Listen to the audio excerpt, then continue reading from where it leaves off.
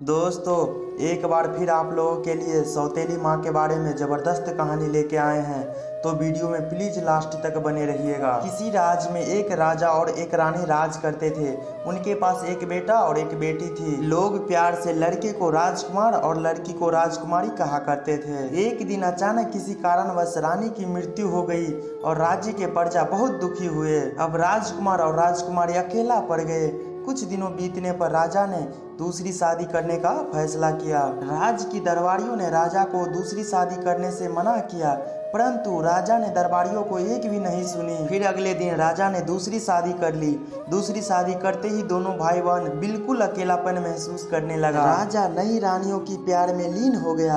राजा के पास 14 जोड़ा गाय थी, उसमें से एक धेनु था। नई की रानी को 1 साल बाद एक लड़का पैदा हुआ और नई की रानी को अपने बेटे से प्यार, सौत के बेटे बेटी से नफरत होने लगा।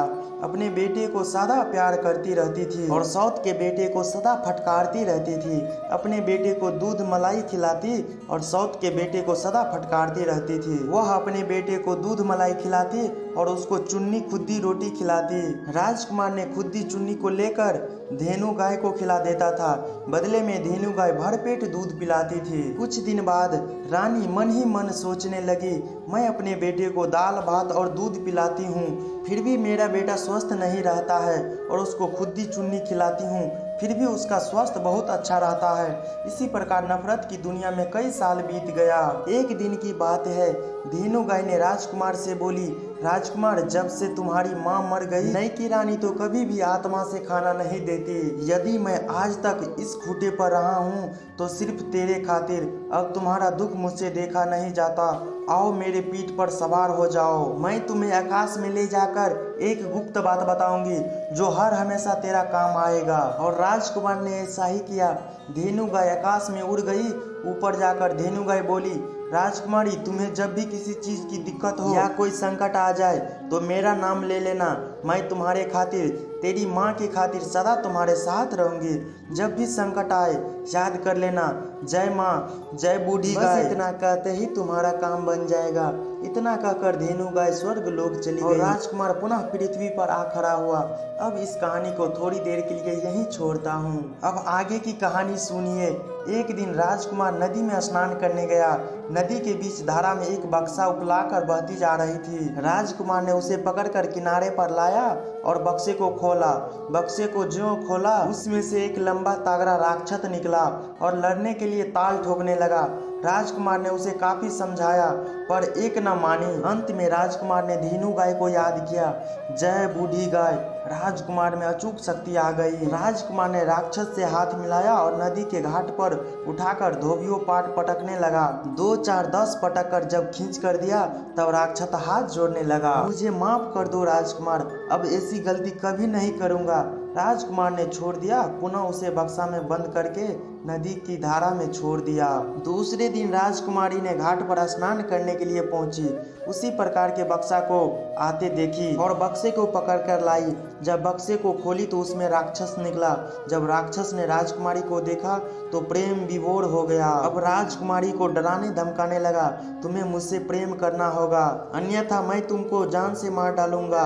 राजकुमारी बोली, मेरा भाई जब जानेगा कि मैं तुमसे प्रेम करती हूँ तो वह मुझे जिंदा नहीं छोड़ेगा। तब राक्षस बोला, मैं तुम्हें एक उपाय बताता हूँ, ऐसा करने से तुम्हारा भाई मर जाएगा, फिर हम तुम प्रेम की दुनिया में मौज मनाएंगे। राजकुमारी राजी हो गई। तब राक्षस ने उपाय बताया, तुम्हारा भाई तुमसे प्यार करता है, तुम जो कहोगी वह अवश्य करेगा। उसे कहना, जंगल में से बाघिन का एक बूंद दूध ला दीजिए। वह जो ही दूध लाने के लिए जंगल में जाएगा, जंगल का जानवर उसे मार खाएगा। राजकुमारी ने घर जाकर अपने भाई से ऐसा ही करने को कही। राजकुमार सोचा होगा बहन को कोई आवश्यकता पड़ गई होगी, इसलिए दूध लाने को कहती है। राजकुमार दूध लाने के लिए जंगल की ओर चल पड़ा। वह जंगल में पहुंचा तो देखा बाघ बाघिन का बच्चा बांध पर खेल रहा है। तभी देखा एक हिंसक जानवर बाघिन के बच्चे को मारने के लिए दौड़ा आ रहा था। तभी राजकुमार ने बाघिन के बच्चे को लेकर पेड़ पर चढ़ गया। बहुत ही देर बाद जब बाघ बाघिन पहुंची तो अपने बच्चे को न देखकर घबराई। जब बाघ बाघिन की नजर एक पेड़ पर पड़ी तो एकाएक राजकुमार पर टूट पड़ी, परंतु बाघिन के बच्चे ने कहा, इसे मत मारो, इसी ने हमारा जान बचाया, वरना एक जानवर मुझे मार डालता। ये बात सुनकर बाघ बाघिन बड़ी खुश हुई। बाघिन बोली, राजकुमार तुम नीचे उतरो और तुम्हें जो चाहिए मांग लो। राजकुमार ने एक बूंद दूध मांगा, तब बाघिन ने खुश होकर एक बूंद दूध के बदले एक बाल्टी दूध दिया।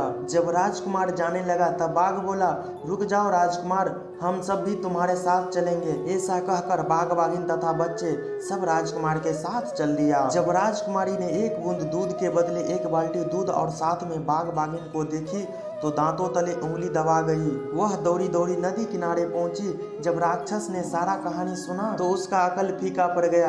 फिर भी राक्षस ने एक जानलेवा तरकीब निकाली। तब राक्षस ने राजकुमारी को बताया, आज अपने भाई से कहना कि उसी जंगल में से एक गुलर का फूल दो।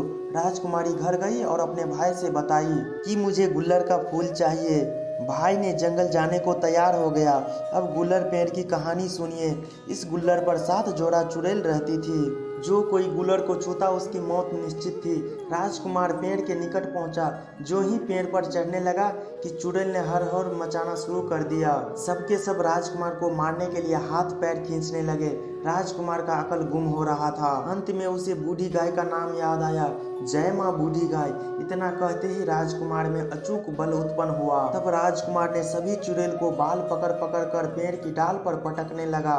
तब चुड़ैल बोली, मुझे माफ कर दो राजकुमार, तुम्हें जो चाहिए मांग लो। तब राजकुमार ने एक गुल्लर की बात कही, लेकिन एक गुल्लर को कौन कहे। सभी चुड़ैल मिलकर बोली, राजकुमार तुम्हें एक गुल्लर तो क्या, मैं समूचा पेड़ उठाए ले चलती हूँ। ऐसा कहकर सभी चुड़ैल ने गुल्लर के समूचे पेड़ ही उठा लिया और घर तक पहुंचा दिया। जब राजकुमारी देखी तो दौड़ी दौड़ी नदी किनारे पहुंच गई। राक्षस को सारी कहानी सुनाई, लेकिन राक्षस आश्चर्य में पड़ गया। फिर भी अंत में एक अंतिम सूचक जानलेवा उपाय बताया। कार्तिक का महीना था। अपने भाई से कहना कि गेहूं का एक बाल ला दो। बहन गई और भाई को बोली, भैया एक सामान और ला दीजिए, मुझे एक गेहूं का बाल ला दीजिए। कार्तिक का महीना था। 20 कट्ठा खेत में एक गेहूं का खेत था। यह खेत परी का था।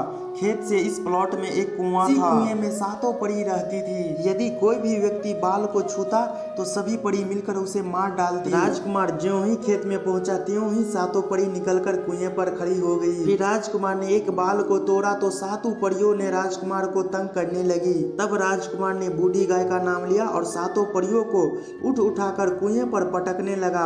अंत में 7 परियां हाथ जोड़कर खड़ी हो गई। मुझे माफ कर दो राजकुमार। फिर राजकुमार ने चुड़ैल को सारी बात बताई। फिर चुड़ैल कहती है, मैं गेहूं के पूरे खेत ही उठाए ले चलता हूँ। और सबों ने मिलकर पूरे खेत को ही उठा ली और राजकुमार के साथ चल दी।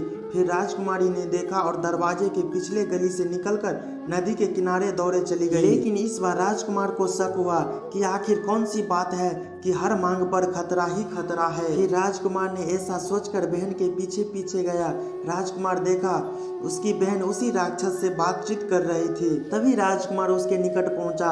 राजकुमार बहन के सारे कारनामे समझ गया। फिर राजकुमार ने बूढ़ी गाय का नाम लिया और हाथ में तलवार आ गया।